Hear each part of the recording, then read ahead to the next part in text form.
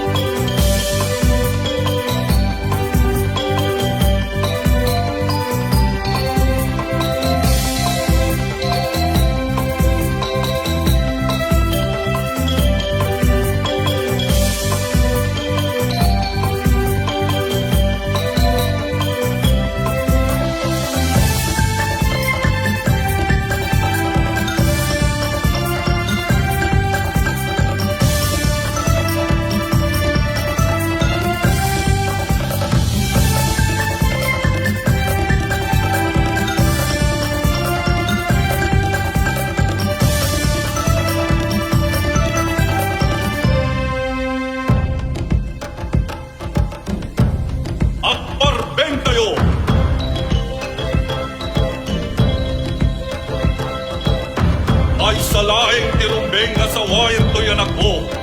Dariten kayo magpalubal ti pinaglangoy. Yung mula makalasat ti dakkel a karayan, iso ti may kari nga mga klon iti balasang ko.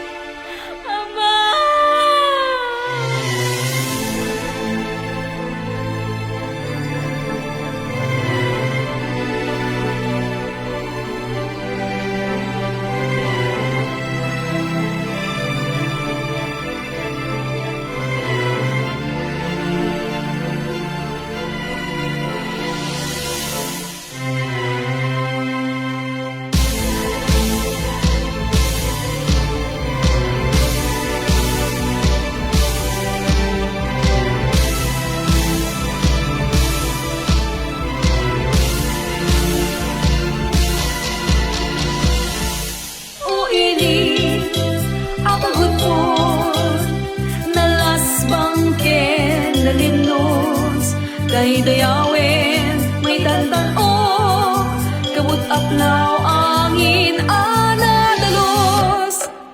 O ini, Pagudpud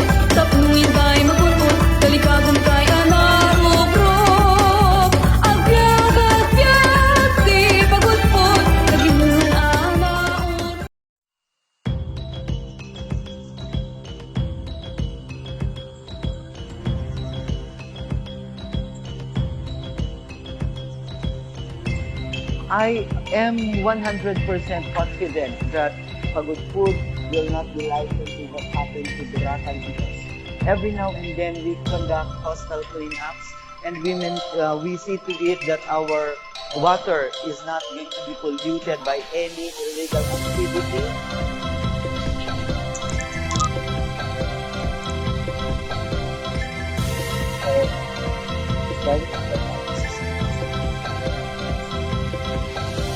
We see to it that waste being overflows.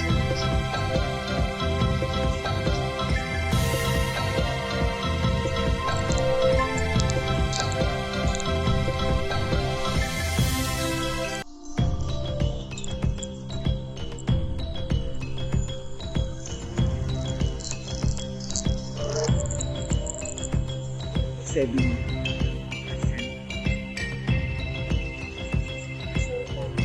municipal government. We have environmental parks.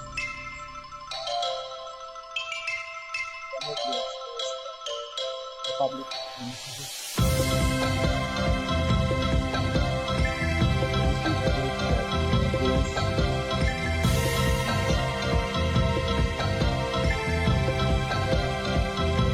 another one is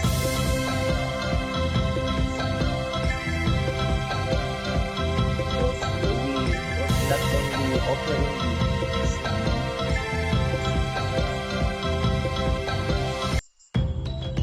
like birds. Another one is the monitoring of the quality of water along bathing areas within our community. Our tourist arrival data would show an increment of 10% each year. In 2014, we had 400,000 plus. In 2015, we had 500,000 plus. In 2016, we had 6,000 plus. And last year, we doubled the increment. We had 834,000 plus.